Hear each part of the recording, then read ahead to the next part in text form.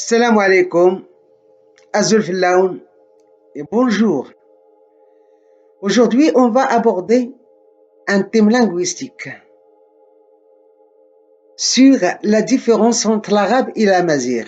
Car dans le domaine touristique, souvent, il y a des clients qui se posent cette question, c'est quoi la différence entre l'arabe et l'amazigh?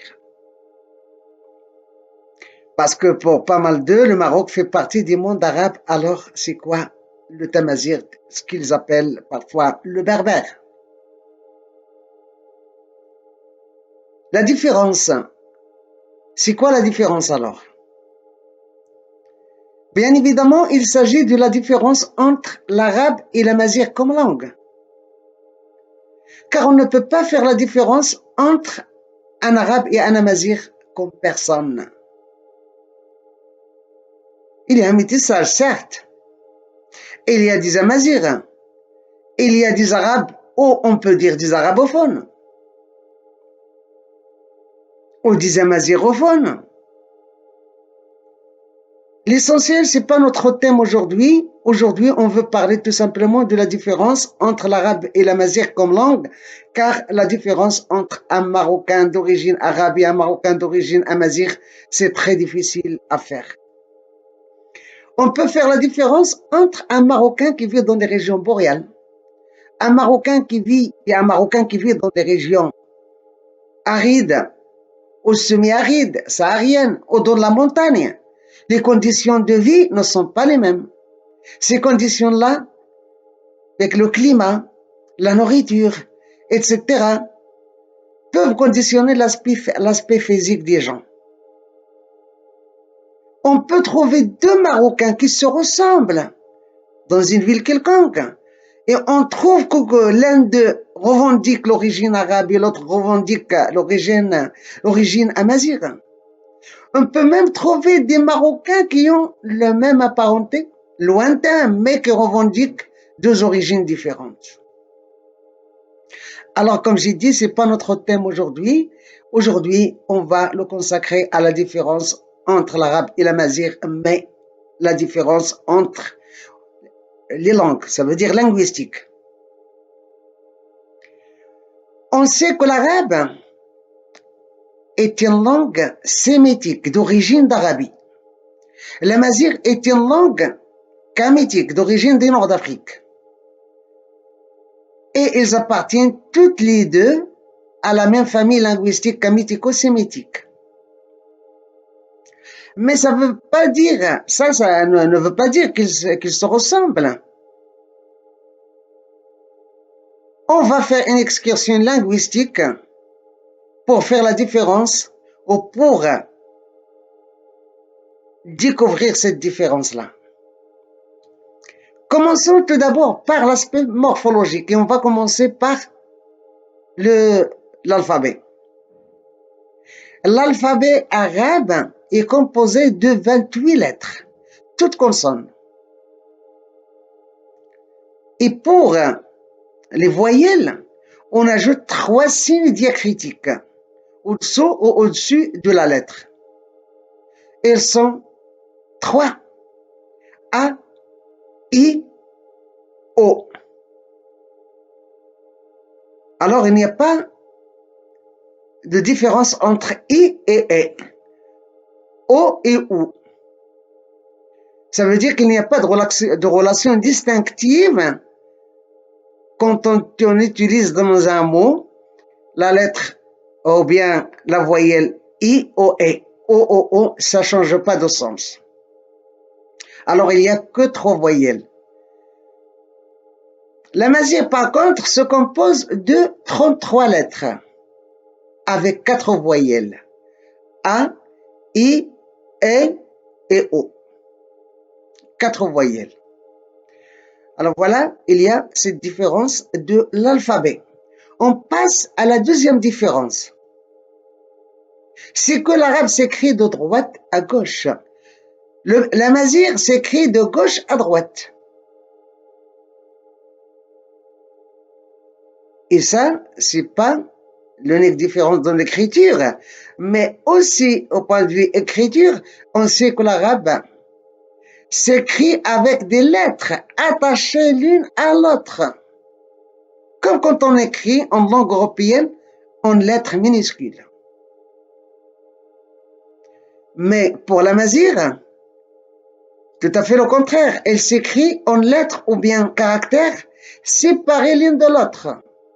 Les lettres dans l'écriture sont séparées l'une de l'autre.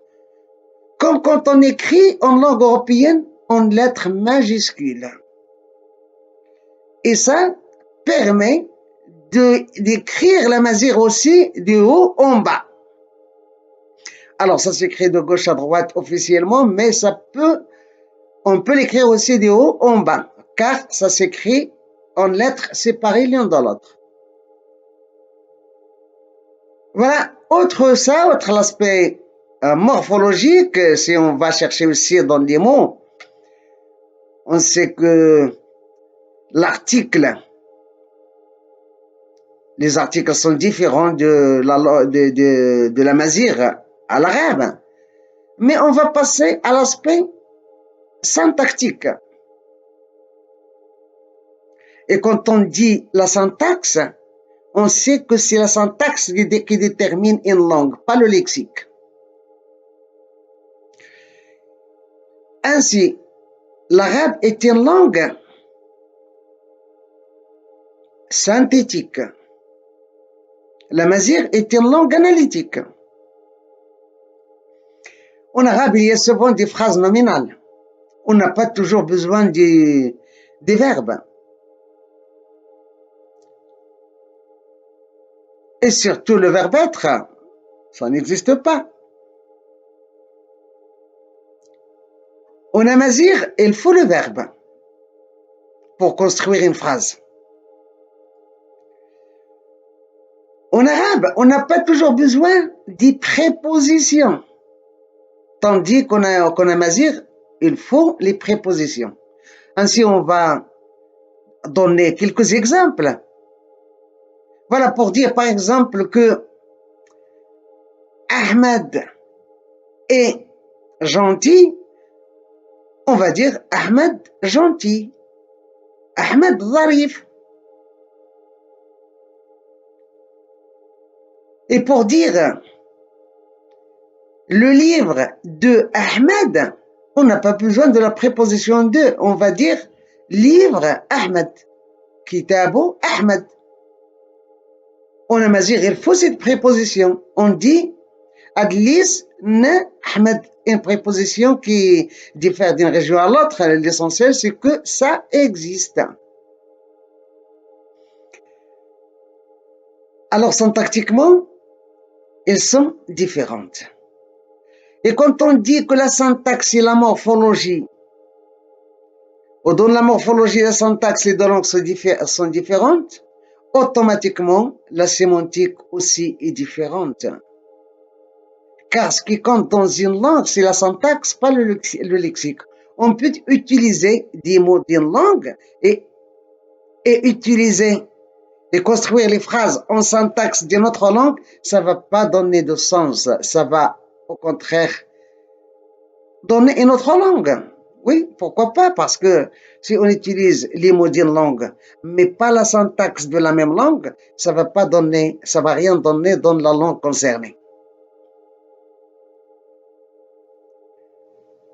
Ainsi, la différence, comme on a déduit, elle est morphologique, syntaxique et sémantique.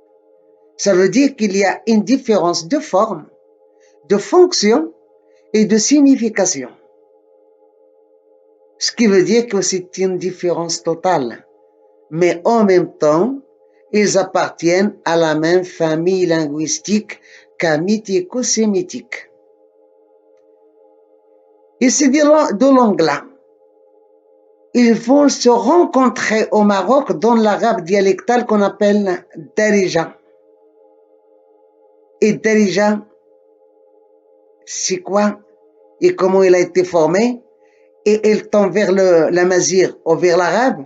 C'est ça ce qu'on va découvrir dans le prochain épisode, Inch'Allah, dans la prochaine fois.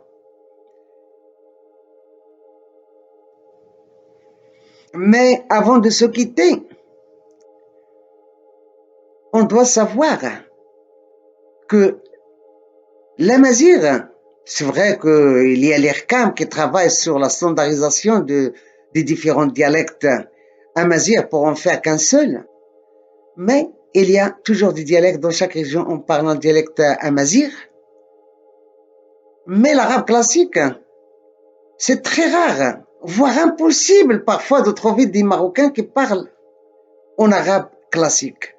Alors on parle déjà, et c'est pour ça que j'ai dit qu'on va parler de cette importante langue. Pourquoi pas, on peut l'appeler langue, on va expliquer après pourquoi on peut l'appeler aussi une langue.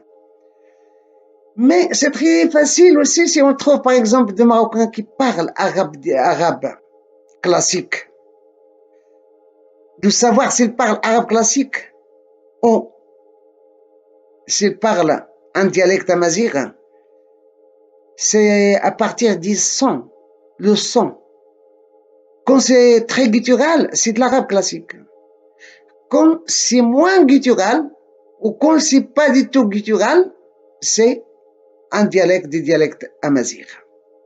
Et ça, c'est ce qu'on va découvrir aussi une autre fois, Inch'Allah. Alors, à la prochaine et merci pour votre attention.